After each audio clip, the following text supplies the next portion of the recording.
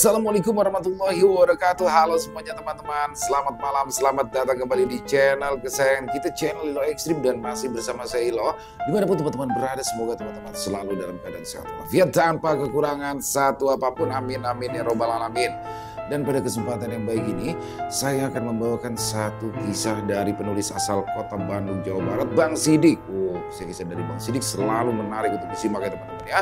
Tapi sebelum kita masuk ke dalam kisahnya, buat teman-teman yang mungkin belum subscribe, bisa diklik dulu tombol subscribe. Jangan lupa lonceng notifikasinya dinyalakan agar teman-teman selalu mendapatkan notifikasi dari konten-konten yang akan kami upload di setiap harinya. Dan kami juga ingin mengucapkan terima kasih ya kepada seluruh teman-teman yang sudah selalu setia hadir, yang sudah selalu mendukung kami. Karena teman-temanlah kami selalu bersemangat berkarya di setiap harinya. Nggak pakai berlama-lama lagi, pasti udah gak sabaran kan untuk masuk ke dalam kisahnya. Kita langsung saja masuk ke dalam kisahnya. Bunuh horor. Kisah penjual bakso cuanki terjebak di pasar gaib. Langit masih pucat dengan kabut tipis yang terlihat dari pegunungan. Di sana, Asep terlihat menggendong dagangannya menyusuri jalan setapak yang tersembunyi di balik kebun kopi. Di pundaknya tergantung rotan besar dengan dua tempat yang penuh dengan peralatan dagang. Mie instan tersusun rapi di sana bersamaan dengan kuah panas dan kompor kecil serta gas berwarna hijau yang ada di bawahnya. Lalu, tak lupa juga ada mangkuk plastik serta toples-toples kecil yang berisi bumbu dan sebuah pentungan untuk memanggil para pelanggan.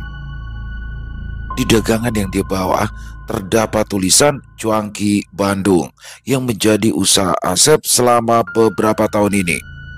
Ketika hari Minggu tiba dan libur sekolah, Asep seringkali berangkat lebih pagi karena ada satu tempat yang dia tuju, yaitu puncak Gunung Cipangku yang letaknya tak jauh dari tempat tinggalnya pada saat itu.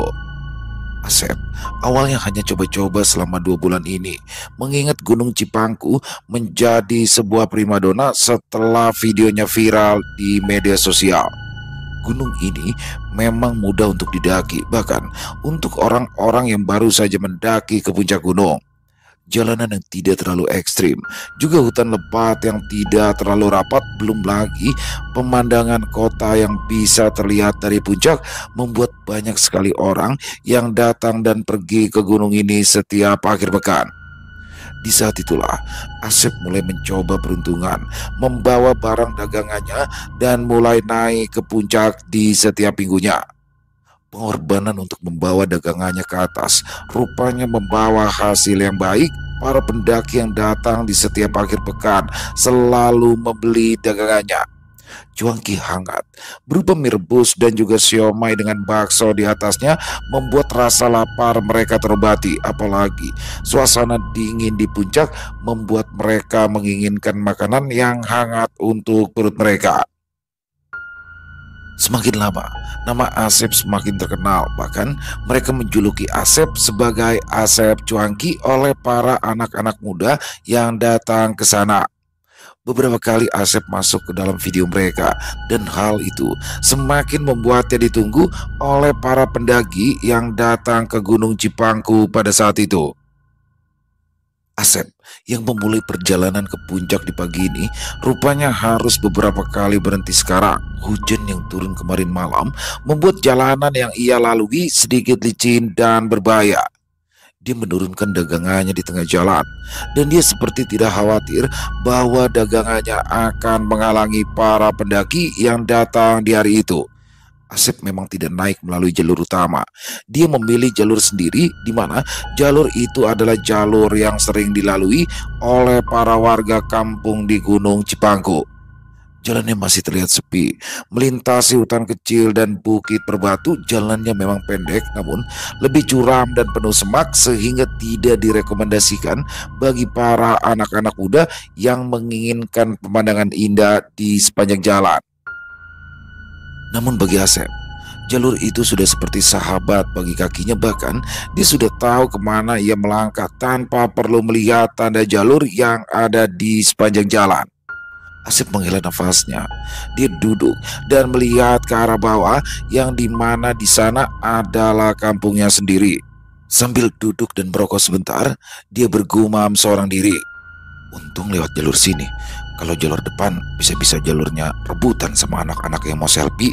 Asep tertawa kecil. Ya, memang butuh perjuangan untuk bisa sampai ke atas sana, namun hasil dari perjuangan itu bisa membuat dia mendapatkan banyak uang dengan banyaknya yang memberi cuanki padanya.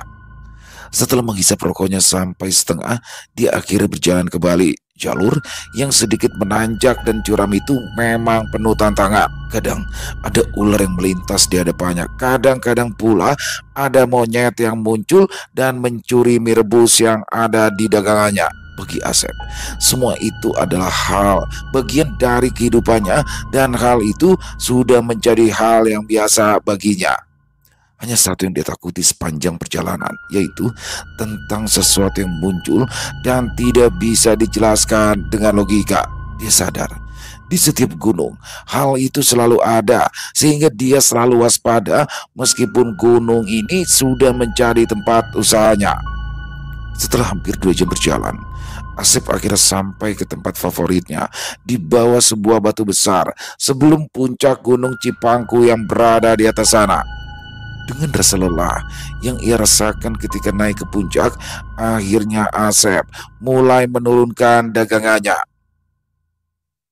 Terlihat dari kejauhan, ada titik-titik kecil dari para pendaki dengan jaket mereka yang warna-warni. Hal itu menandakan bahwa gunung ini akan ramai pada hari ini. Asep sengaja menggelar dagangannya karena dia menunggu para pendaki turun dari puncak dan beristirahat di lapangan yang ada batu besar di belakangnya. Asep langsung menyalakan kompor kecilnya untuk menghangatkan kuah beberapa bakso. Dia masukkan ke dalamnya sambil menggelar tikar di depan dagangannya untuk para pendaki duduk. Tak lama kemudian, dia juga mulai membuka toples bumbu dan bawang goreng. Lalu tak lupa pula, dia memukul kentongan kecil sebagai penanda bahwa ia sudah tiba di sana. Beberapa orang yang merupakan warga lokal yang menjadi pemandu seketika mendengar suara kentongan itu. Mereka yang sudah mengantarkan para pendaki langsung turun dan menghampiri Asep yang sedang duduk di sana. "Sep," panggil Dadang yang merupakan salah satu pemandu di sana. "Sebentar ya, saya panggilin mereka yang sudah ada di puncak, biar pada turun dan beli dagangan kamu." Asep hanya tersenyum ketika mendengar Dadang berkata seperti itu, dan tak lama kemudian, di saat para pendaki yang ia pandu turun dari puncak, mereka pun berhenti dan mulai membeli cuanki yang Asep jual. Dadang duduk sambil merokok, menunggu para pendaki yang ia pandu menyantap cuanki dagangan milik Asep. Tak lama dia menghela nafas panjang dan berkata kepada Asep, "Harusnya hari ini bisa bawa 2 atau 3 rombongan, tapi cuma diizinin 1 sama pos di bawah. Soalnya katanya yang terlalu sore di puncak, karena sekarang sudah waktunya," katanya sambil menghisap rokoknya. Asep tidak tahu apa yang dia katakan. Dia hanya tersenyum sambil membuka bungkus mie instan dan menyiapkan beberapa mangkuk yang ada di depannya. Aroma wangi kaldu dan wangi mie rebus langsung tercium ketika Asep menerima pesanan di hari itu, dan hal itu memacu para pendaki lain yang lapar untuk membeli cuanki yang ia jual. Mereka tahu Asep adalah satu-satunya pedagang yang berjualan di sana, sehingga mereka tidak ada pilihan selain membeli dagangan Asep setelah mereka naik hingga ke puncak Gunung Cipangku. Beberapa dari mereka sudah mengenal Asep, bahkan mereka beberapa kali melihat video Asep di media sosial sehingga penasaran untuk membelinya. Asep melayani mereka dengan ramah. Beberapa kali mereka bercanda dan duduk di atas tikar yang sudah disiapkan. Asep juga sering mendengarkan cerita-cerita anak muda zaman sekarang, di mana mereka hanya ingin ikut-ikutan naik gunung dan membuat video sebanyak mungkin untuk diupload di media sosial mereka. Hati Asep yang hangat dan penuh tawa membuat dagangannya selalu laris, dan tak jarang dagangannya selalu habis sebelum sore menjelang. Asep merasa bahwa dagang cuanki di Gunung Cipangku adalah keputusan yang tepat, meskipun butuh pengorbanan untuk sampai ke atas sana, tapi semuanya terbayarkan.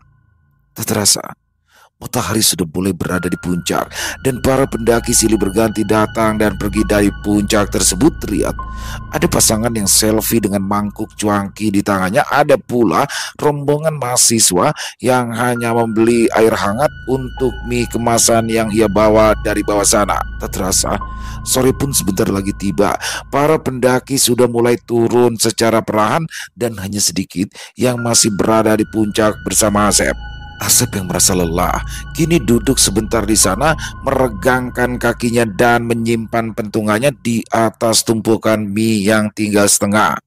Dia membuka air minum yang disiapkan oleh istrinya, lalu memakan bekal sambil memandangi awan yang mulai menutupi puncak pada saat itu.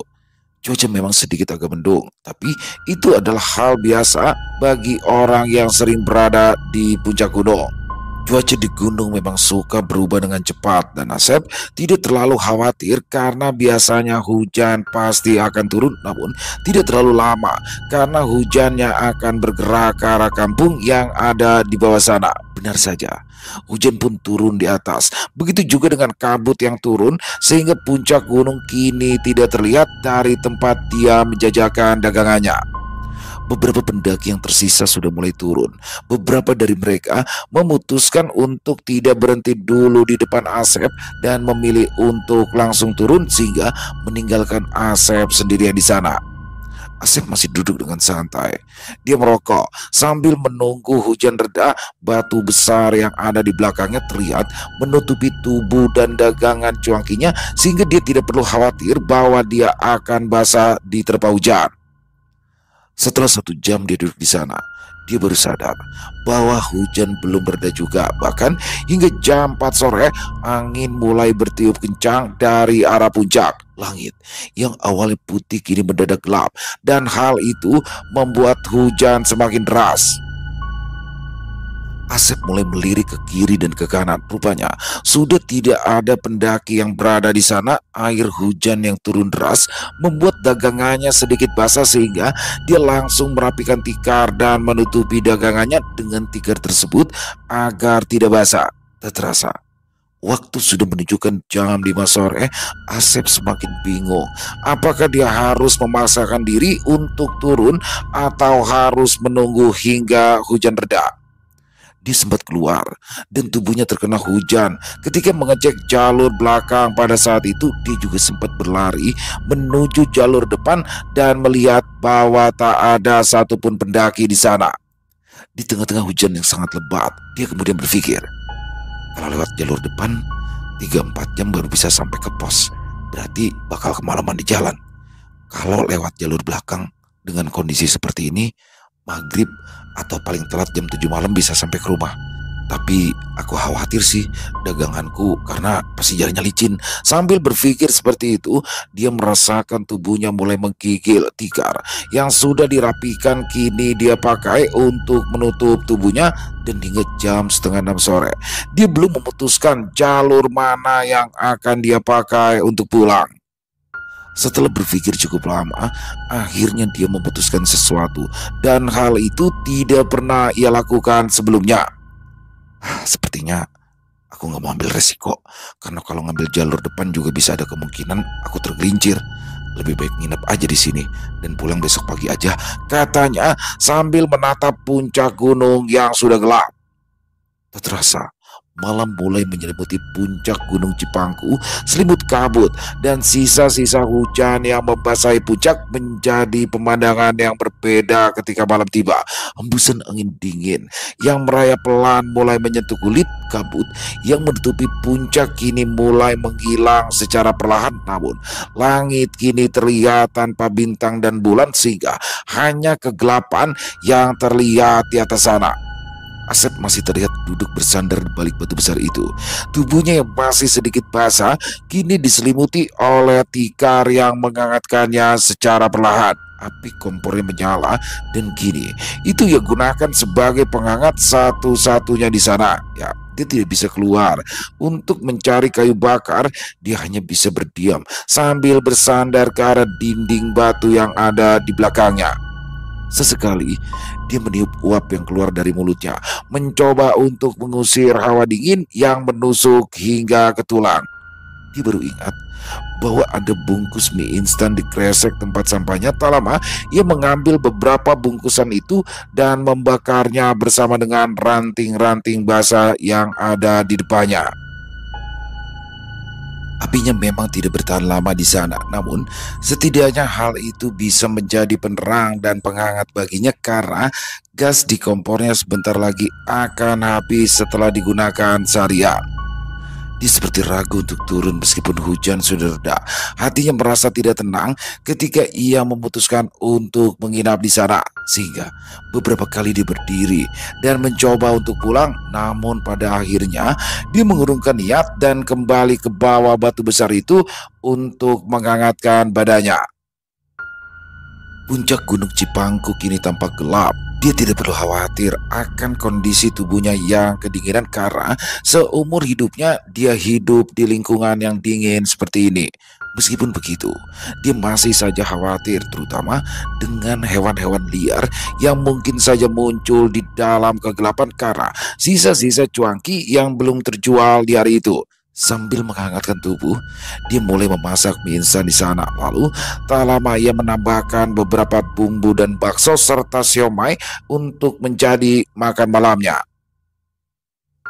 Ketika sedang makan, dia mulai memperhatikan kondisi di sekitarnya. Puncak Gunung Cipangku terasa sangat sunyi, sehingga tidak ada suara apapun selain suara dari dirinya yang berada di balik batu besar itu. Tidak ada suara serangga malam, tidak ada suara gesekan daun, bahkan burung malam dan hewan liar pun tidak terdengar olehnya. Yang ada hanyalah suara bunyi mangkok dan sendok yang ada di depannya. Lalu terdengar juga suara nafasnya sendiri ketika ia membuka mulut dan memakan mie rebus yang mungkin bisa menghangatkan badannya.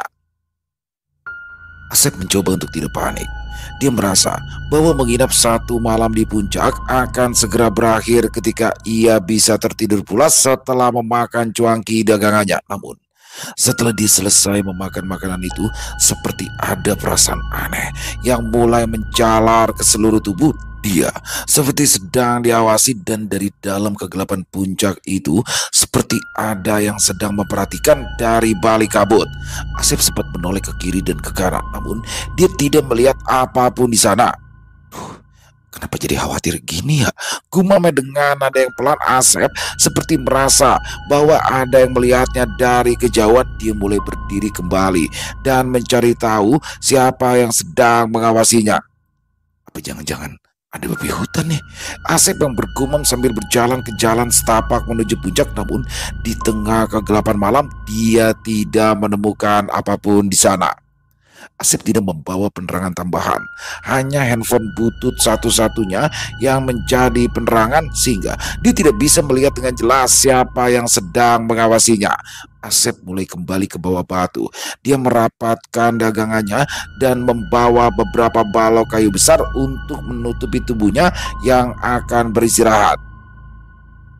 Hal itu sengaja dilakukan agar hewan-hewan malam yang datang tidak menemukan dirinya di bawah batu itu, sehingga ia merasa aman untuk tidur di sana sendirian hingga pagi menjelang. Namun, ketika sedang menyusun balok-balok kayu yang basah itu, tiba-tiba dia merasa ada suara yang terasa asing dari dalam kegelapan. Suaranya seperti langkah kaki dan terdengar seperti menabrak daun-daun kering yang terseret sehingga suaranya sedikit nyaring. Asep menahan nafas, jantungnya berdetak lebih cepat. Dia kembali berdiri dan menatap ke arah semak-semak yang berada di dekatnya. Tapi lagi-lagi tidak ada apapun di sana dan hal itu malah membuatnya semakin waspada. Kemudian dia mendengar suara yang lain. Kali ini suara seperti bisikan, bahkan suara itu terdengar lebih jelas. Asep tidak mengerti bahasa yang dia dengar. Bahasanya seperti bahasa Sunda kuno yang tidak dia mengerti. Suara itu menggema di telinganya. Bahkan semakin lama semakin banyak suara-suara yang ia dengar. Hal itu tentu saja membuat bulu kuduknya merinding, tubuhnya bergidik dan bergetar. Balok-balok kayu yang belum ia susun langsung dia tinggalkan. Lalu tak lama ia langsung duduk dan menyender di dinding batu yang ada di belakangnya. Tak lama kemudian, Tepat di jalur yang ia sering lewati, terlihat ada beberapa titik cahaya yang muncul secara perlahan. Cahaya-cahaya itu seperti lampu kecil berwarna kekuningan, bahkan beberapa di antaranya terlihat redup karena muncul di antara pepohonan hutan yang gelap. Cahaya-cahaya itu seperti lampu minyak yang sering ia gunakan ketika kampungnya belum dialiri listrik pada zaman dahulu.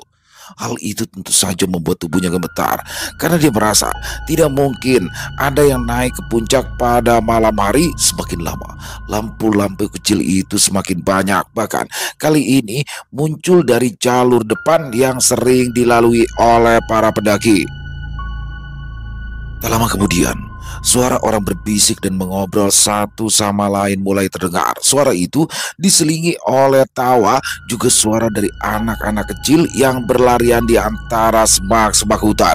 Asep tidak dapat mendengar dengan jelas apa yang mereka bicarakan, namun suara tawa yang riang terdengar jelas. Bahkan beberapa di antaranya suara lengkingan seorang wanita terdengar dengan keras, dan hal itu membuatnya semakin terdiam.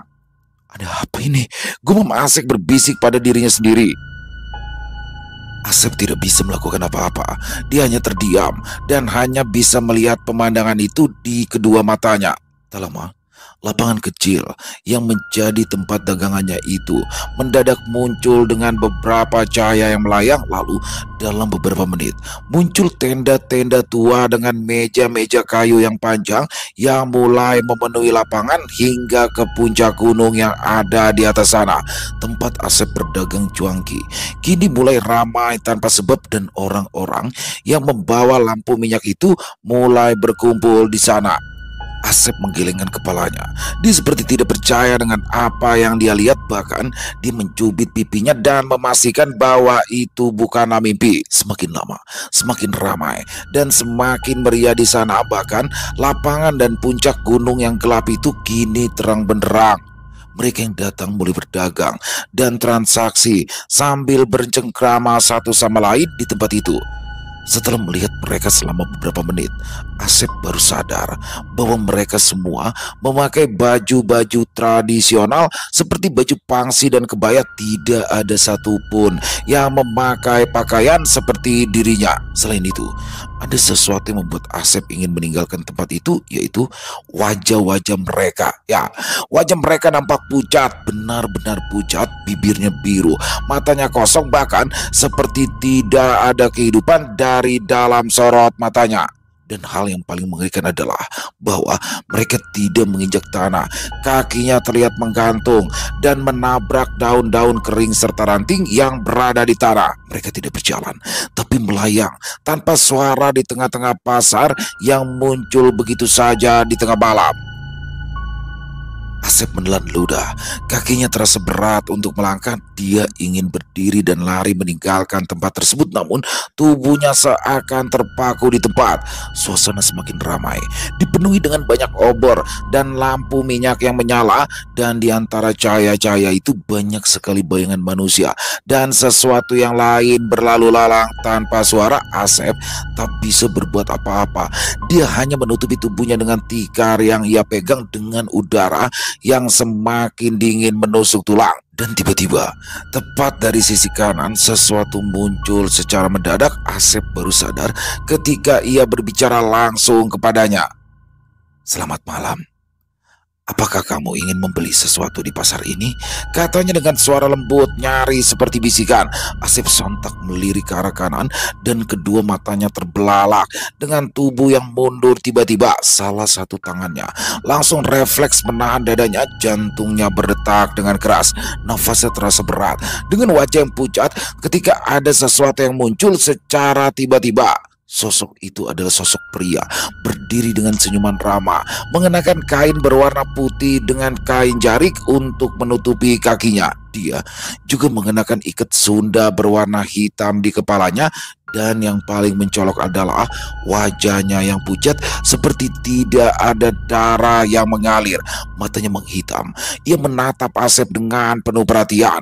Mulutnya tersenyum seperti seorang pedagang yang sedang menawarkan dagangan kepadanya. Di tangan pria itu tergantung sebuah kain lusuh yang ia pegang. Kain itu nampak kotor dan bau, bahkan terlihat seperti kain kafan kusam yang ia bawa. Lalu di tangan yang satunya terlihat cermin kecil tua yang nampak kusam. Setelah memperlihatkan barang yang ia bawa, sosok itu tiba-tiba berkata kembali, "Kain ini bisa membantumu untuk melancarkan usahamu. Kamu tinggal memasukkannya ke dalam panci kuah, dan itu akan membuat para pembeli merasakan kenikmatan luar biasa sehingga terus membeli makananmu. Lalu cermin ini bisa membantumu agar kamu bisa menarik dan disukai oleh lawan jenis sehingga mereka bisa mendekat kepadamu tanpa harus mengejarnya." Asep tiba-tiba mematung, tubuhnya merinding. Dia tidak menyangka bahwa dia akan ditawari suatu benda bertuah di sana. Asep sempat tergoda, terutama dengan kain kafan lusuh itu. Bahkan salah satu tangannya terlihat terangkat dan ingin memegang kain kafan tersebut.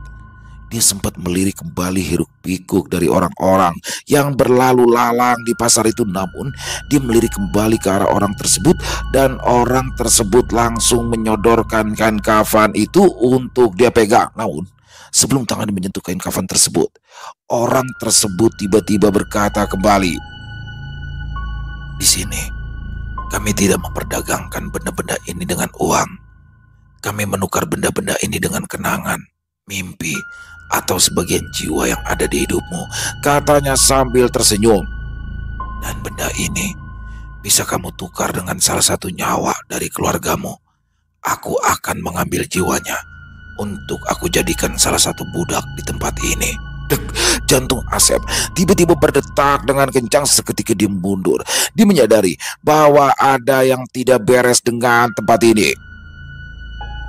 Asep kembali melirik ke arah orang-orang itu, dan kini dia bisa melihat lebih jelas bahwa semua orang yang ada di sana menatapnya dengan wajah mereka yang pucat. Mereka sadar bahwa Asep bukanlah salah satu dari mereka, sehingga hal itu menganggap bahwa Asep adalah orang asing di tempat ini. Asep kembali mematung di tengah kerlap-kerlip cahaya di pasar itu. Lelaki tua yang menawarkan benda padanya masih berdiri di depannya, namun kini dia tak lagi tersenyum. Wajahnya mendadak kaku, matanya kosong dan bibirnya menghitam seperti terpanggang api. Di salah satu tangannya dia masih menyodorkan kain kafan lusuh yang akan Asep bawa pada saat itu. "Ambillah, kamu tidak mungkin membawa pulang sesuatu di tempat ini karena kamu pasti tahu resikonya," kata orang itu dengan nada yang lirih. Suaranya menggema, dan hal itu membuat suasana menjadi semakin menakutkan. Asep kembali mundur, dan kini dia mulai meninggalkan dagangannya yang berada di bawah batu besar. Saya bukan pembeli, Kang. Saya cuma tukang dagang yang kemalaman di sini. Saya tidak mau beli apa-apa." Jawaban dari Asep justru membuat ia melayang. Lalu ia mencondongkan tubuhnya ke arah Asep secara perlahan.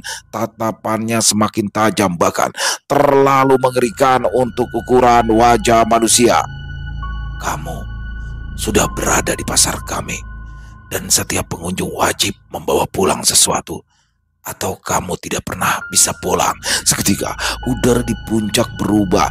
Angin kencang menerpa dari segala arah. Lentera-lentera yang ada di pasar langsung berkedip.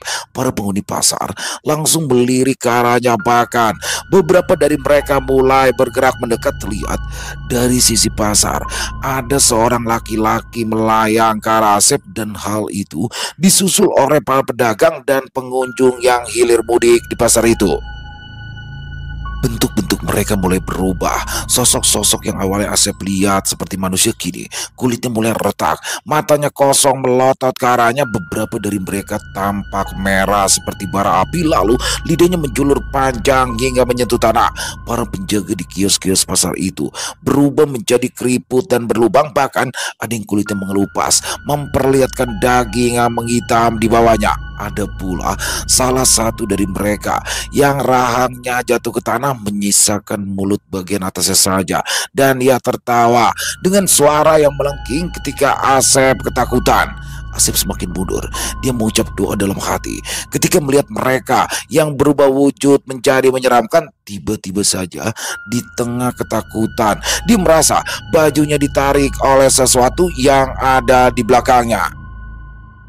Sontak, hal itu membuat Asep langsung menoleh, dan tepat di belakangnya ada seorang perempuan tua dengan rambut panjang memutih nampak berdiri tepat di belakangnya. Tubuhnya bongkok, matanya hitam, mulutnya robek, dan dia datang menyeringai dengan salah satu tangannya yang memegang sebuah benda. Cepat, bawa ini agar mereka tidak menarik jiwamu sekarang. Kamu harus membawa satu benda kalau kamu mau selamat, katanya sambil menyerahkan sebuah sisi rusak yang ada di tangannya. Kamu tidak perlu khawatir masalah tumbal dan ritual. Nenek nggak perlu itu. Yang nenek perlukan hanya setengah umurmu saja. Asep meronta. Dia yang panik langsung menepis tangan dari perempuan itu dan berlari meninggalkannya. Asep tak tahu harus kemana. Lampu-lampu minyak dan obor menyala kini redup, bahkan beberapa sudah mati sehingga nampak gelap. Dia ingat bahwa di dekatnya ada satu jalur yang sering kali dipakai oleh para pendaki, dan satu-satunya jalan untuk melarikan diri adalah melalui jalur itu. Dengan tenaga yang ia punya, dia langsung berlari. Dia harus segera turun meskipun jalur itu gelap. Satu hal yang difikirkan saat itu adalah bagaimana dia bisa cepat turun dan sampai di pos penjagaan. Dia mulai masuk ke jalur tersebut. Dengan wajah yang pucat, dia mendengar sebuah teriakan yang menggema, sebuah teriakan yang membuat dia semakin ketakutan. Kembali kamu manusia. Kamu belum membeli sesuatu di tempat ini, sehingga kamu harus tinggal bersama jiwamu di sini. Teriakan itu terdengar jelas bersamaan dengan suara dari semak-semak hutan yang tertabrak oleh sesuatu. Selain itu, banyak suara-suara lain yang terdengar. Suara cekikikan wanita, lalu suara tertawa berat, ada juga suara derap langkah dan nafas yang menggema di sepanjang hutan. Asep sempat melirik ke belakang dan Asep melihat bahwa mereka tampaknya sedang mengejarnya. Mereka melayang di antara pepohonan dan beberapa dari mereka melompat di antara dahan-dahan hutan. Asep semakin panik. Dia langsung menambah kecepatan lari. Ketika menuruni jalur tersebut, beberapa kali ia terpleset, namun ia kembali bangkit. Asep tidak peduli apabila tubuhnya terluka. Yang dia pikirkan adalah bagaimana caranya bisa selamat sampai pos yang ada di bawah sana. Tepat di jalanan yang menurun sedikit curam, tiba-tiba saja dari arah kiri muncul satu makhluk yang menerjangnya dari atas. Wujudnya seperti lelaki, namun kepalanya terbalik dan rambutnya menggantung ke bawah. Mulutnya menyeringai dan makhluk itu hampir meraih bawah Asep dan ingin menariknya ke atas. Asep menunduk dan berguling di tanah. Tak lama kemudian dia kembali bangkit dan langsung berlari meninggalkan makhluk menyeramkan itu. Tangannya lecet dan terluka, bahkan jari-jarinya berdarah dan darah itu bercampur dengan kotornya tanah yang ada di bawahnya. Asep tidak peduli dengan keselamatannya. Dia sudah putus asa. Yang dia lakukan hanya bisa berlari menuruni jalur itu dan berusaha agar dia bisa segera sampai secepatnya di bawah. Setelah hampir setengah jam berlari, Asep menoleh kembali dan makhluk itu masih mengejar di antara pepohonan yang gelap. Beberapa dari mereka tubuhnya membusuk, ada pula yang kakinya seperti ayam. Selain itu, ada pula tangannya yang panjang dan menjulur seperti ranting.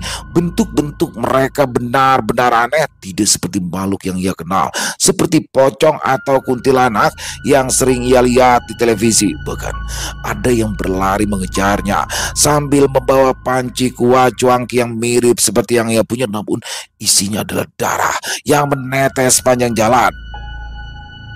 Sosok itu berteriak dan menawarkan barangnya kepada Asep yang masih ketakutan. Bawalah satu saja agar kamu bisa pulang. Kamu tidak perlu takut. Barang yang aku bawa hanya butuh satu nyawa keluargamu saja. Asep menggelengkan kepala, matanya masih fokus ke arah jalur yang ada di depannya. Tiba-tiba saja, Asep mendadak berhenti.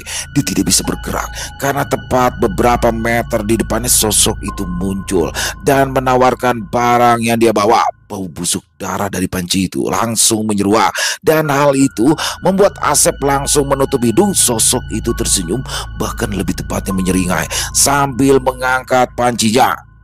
"Ambil ini, simpan di dapurmu. Setiap kamu dagang, kamu bisa meracik makananmu di sini," katanya sambil menyeringai. "Kamu hanya mengorbankan nyawa keluargamu satu kali saja, dan ini bisa jadi milikmu selamanya. Cepat, ambil keputusan, karena kalau kamu tidak mengambil barang dari kami, maka kamu tidak akan bisa keluar dari sini." Sosok itu tiba-tiba membuka mulutnya, dan rahangnya kali ini terlihat dengan jelas. Gigi-giginya tajam seperti pecahan kaca, dan hal itu semakin membuat Asep ketakutan. Asep mundur satu langkah, lalu ia sedikit menunduk. Tiba-tiba dia melepas sandalnya, lalu melemparkannya ke arah sosok itu. "Saya nggak mau beli apa-apa dari kalian. Saya hanya numpang neduh di sana," Asep berteriak. Dia sedikit menangis karena sudah tidak tahu harus berbuat apa sekarang.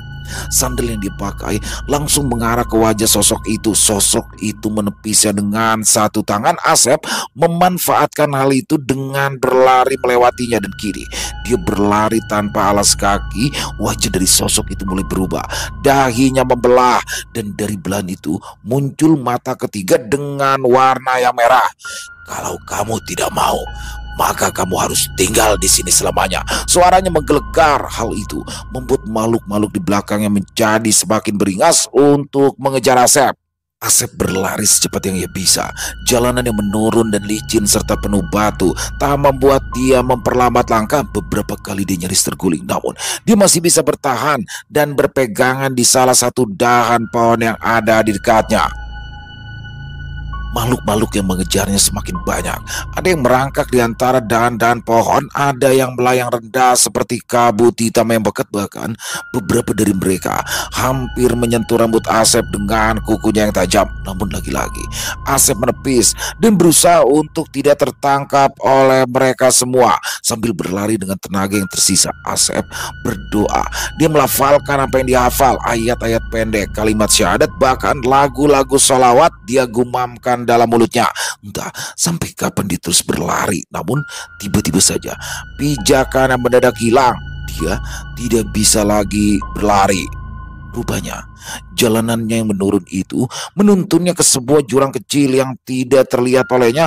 Tubuh Asep seketika jatuh, berguling beberapa kali, menabrak beberapa pohon dan semak-semak hutan yang berduri. Di sana kesadaran Asep menghilang, dan tak lama kemudian tubuhnya tersangkut di dekat pohon aren yang letaknya berada di dekat jurang tersebut. Tubuh Asep tergeletak di tanah. Ia tak sadarkan diri hingga pagi menjelang. Sinar mentari pagi dan suara dari burung-burung yang ada di atas pohon rupanya tidak membuat Asep tersadar. Bahkan waktu sudah beranjak siang, matahari sudah mencapai puncaknya. Tubuh Asep seperti tidak bernyawa dan hanya tergeletak begitu saja di dekat pohon aren yang ada di bawah sana. Namun ada suara langkah kaki mendekat, berjalan pelan sambil menyibak semak belukar yang menghalangi jalannya. "Loh, Asep?" Suara itu terdengar familiar, dan dekat dengan wajahnya yang panik, dia mendekat ke arah Asep sambil membawa bambu besar yang ada di punggungnya. Ternyata orang itu adalah Dudung, seorang pemandu di Gunung Cipangku yang kini sedang mencari gula aren di hutan.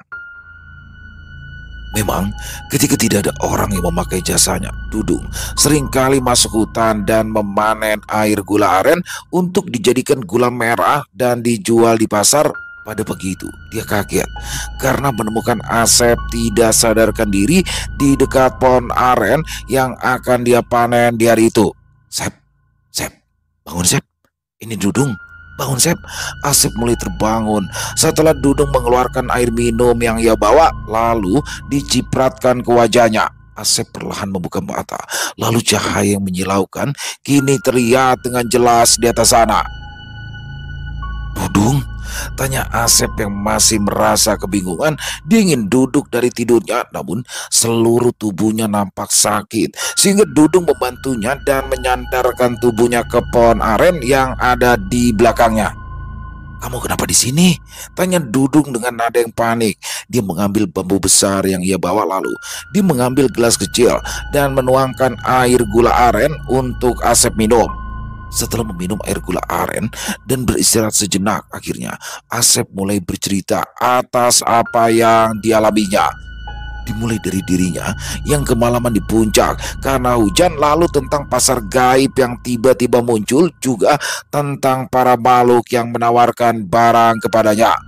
Dudung tercengang ketika mendengar cerita dari Asep, dan tak lama dia bertanya satu pertanyaan yang membuat Asep kembali terdiam. "Memangnya kamu tidak tahu kalau kemarin malam ada pasar gaib di atas sana?" tanyanya dengan nada yang singkat. Asep hanya menggelengkan kepala. Dia benar-benar tidak tahu bahwa di atas sana ada pasar yang menyeramkan dan membuat dirinya trauma. Dudung akhirnya menjelaskan bahwa di malam-malam tertentu, di setiap bulannya di puncak Gunung Cipangku, ada pasar gaib yang seringkali dimanfaatkan oleh para manusia yang ingin mendapatkan benda bertuah untuk hidupnya. Para makhluk di seluruh gunung berkumpul di sana. Mereka saling berinteraksi layaknya manusia, dan ketika ada satu manusia yang datang, mereka akan menawarkan barang layaknya perjanjian yang sering dilakukan di tempat-tempat keramat. Dudung tidak percaya bahwa Asep tidak mengetahui, karena seluruh warga yang seringkali menjadi pemandu ke puncak gunung sudah tahu akan hal itu. Bahkan di pos penjagaan suka memberitahu apabila sudah jadwalnya pasar gaib itu ada. Asep terdiam. Dia sadar bahwa selama ini dia melewati jalur belakang, sehingga informasi itu tidak pernah sampai padanya. Dia juga baru ingat bahwa Dudung pernah bercerita bahwa kemarin dia hanya bisa membawa satu kelompok dan dia tidak boleh terlalu sore di atas sana. Mungkin hal itu merujuk pada pasar gaib yang ada di puncak gunung itu, dan dengan ketidaktahuannya Asep terjebak di gunung itu sehingga tubuhnya penuh luka. Sejak hari itu, Asep kapok untuk kembali berdagang di puncak Gunung Cipangku. Dia lebih memilih untuk berdagang di dekat sekolah, meskipun penghasilannya tidak sama ketika ia berdagang di atas gunung. Dagangan cuangkinya yang ditinggalkan pun tidak dia ambil hingga hari ini. Dia membiarkan sisa bakso dan mie rebus berada di puncak, dan dia tidak pernah berniat untuk mengambilnya. Dia trauma atas apa yang terjadi, membuatnya kapok untuk kembali. Bahkan Dudung sudah menawarkan diri untuk membawa dagangannya turun, tapi Asep menolaknya. Dia takut dagangan itu membawa trauma atas apa yang terjadi di puncak, sehingga dia memilih untuk membeli gerobak baru dan berjualan di depan sekolah SD tanpa pernah menyentuh gunung itu lagi. Saking traumanya dengan kejadian itu, Asep selalu pulang sebelum malam, dan di malam-malam tertentu, tepat ketika puncak gunung kembali ramai, Asep hanya bisa melihat dari halaman rumahnya. Dia tahu bahwa makhluk-makhluk itu masih berada di sana, menunggu para manusia yang datang padanya untuk menawarkan suatu perjanjian dengan benda yang mereka bawa di pasar tersebut, seperti yang pernah terjadi kepadanya. Selesai. Wow, luar biasa. Ini salah satu kisah favorit saya nih, yang seperti ini nih, terjebak di pasar gaib, di alam gaib. Serem banget ya. Jadi Mang Asep ini penjual bakso cuangki ya teman-teman. Buat teman-teman yang mungkin belum tahu nih, bakso cuangki itu apa namanya? Dia hampir sama kayak bakwan Malang ya, tapi apa namanya, bahan bakunya beda, tapi di situ sama isinya. Jadi ada bakso, ada somai, ada kerupuk. Dan cuangki ini unik teman-teman. Ternyata dia cuangki kepanjangannya adalah cari uang jalan kaki. Makanan khas dari Bandung ya, keren-keren, pakai banget ya. Dan bagaimana di sini Asep ya, dia dagang di puncak gunung. Jadi bukan puncak gunung aktif teman-teman ya. Jadi mungkin ini adalah gunung wisata yang mana tetap harus ngedaki. Dan kenapa sih dia jualan di situ? Itu hanya di weekend saja, karena biasanya dia berjualan di kantor ataupun sekolah, karena di weekend libur dia nyari ke situ tuh. Dan memang pasti akan laku ya, karena jarang banget tukang bakso yang naik sampai ke gunung dan harganya udah pasti mahal. Dan di sini dia terjebak di pasar gaib yang mana di dalam pasar itu dia harus membeli sesuatu dan itu ditukar dengan jiwa. Wah, ngeri banget ya. Dan untungnya di sini bagaimana Asep bisa selamat walaupun harus mengalami luka-luka ya, karena harus berlari dari atas puncak ke bawah hingga dia mengalami terperosok ke jurang dan pingsan, tapi alhamdulillah selamat. Keren pagi banget kisahnya di sini. Terima kasih buat Bang Sidik atas kisahnya yang luar biasa. Ditunggu lagi untuk kisah-kisah selanjutnya dan semoga kisah barusan bisa menghibur teman-teman semua ya, para pecinta penikmat horor misteri. Silakan buat yang punya komentar lain, buat yang punya pendapat lain bisa menuliskannya di dalam kolom komentar ataupun hanya saling sekedar menyapa. Insya Allah kami akan membalasnya satu persatu. Buat yang suka dengan videonya bisa diklik tombol like atau tombol jempol, boleh juga dong dibantu di share ya link videonya ini ke teman-teman yang lain agar juga ikut merasa terhibur. Dan buat teman-teman yang belum subscribe, yuk bisa diklik tombol subscribe, jangan lupa lonceng notifikasinya dinyalakan agar teman-teman selalu mendapatkan notifikasi dari konten-konten yang akan kami upload di setiap harinya. Dan untuk channel Ilo Ekstrim ini kami upload setiap hari teman-teman ya, setiap malam jam 7 malam waktu Indonesia bagian Barat. Oh iya, buat teman-teman yang mungkin punya kisah horor misteri yang apabila mungkin berkenan untuk dibawakan di channel kami, bisa mengirimkannya ke nomor telepon kami yang ada di sini. Bebas ya, kirimannya boleh dalam bentuk tulisan, boleh dalam bentuk rekaman suara, senyamannya teman-teman aja. Buat yang sudah mengirimkan kisah kami ucapkan terima kasih. Dan di akhir kata saya Ilo mengucapkan permohonan maaf apabila mungkin dalam pembawaan kisahnya barusan ada kata-kata saya yang salah ataupun ada kata-kata saya mungkin yang kurang berkenan. Saya mohon dibukakan pintu maaf yang seluas-luasnya. Sampai berjumpa lagi di konten-konten kami selanjutnya yang pasti tidak kalah ngerinya, pasti tidak kalah seramnya. Masih bersama saya Ilo di channel Ilo Ekstrim. Salam sehat sukses selalu untuk kita semua. Wassalamualaikum warahmatullahi wabarakatuh.